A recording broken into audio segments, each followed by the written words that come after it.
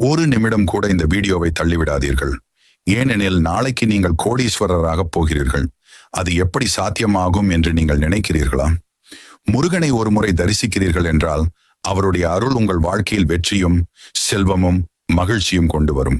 முருகன் ஒரு போர் தேவன் மட்டுமல்ல, அவர் அருள் பெற்றவனுக்கு எந்த இடையூறும் தடையாக வராது.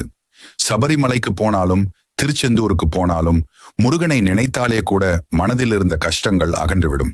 வாழ்க்கையில் சில சமயம் நம்மால் எதையும் செய்ய முடியாத மாதிரி தோன்றும். அப்போதே முருகனை தியானிக்கவும், ஓம் சரவணபவ என்று சொல்லவும். அந்த ஒரு சொல் உங்களுடைய மனதை வலிமையாக்கும், உங்களுக்குள் இருக்கும் தைரியத்தை எழுப்பும். முருகன் தனது பக்தர்களை ஒருபோதும் கைவிட மாட்டார். அவர் உங்களை பொருளாதாரத்திலும் ஆரோக்கியத்திலும் அறிவிலும் உயர்த்துவார். நீங்கள் நினைத்த சிறிய விருப்பங்கள் மட்டுமல்ல, பெரிய கனவுகளையும் முருகன் நிறைவேற்றுவார். நாளை உங்களுக்கு நல்ல வேலை கிடைக்குமா? வியாபாரம் வெற்றி பெறுமா? குடும்பத்தில்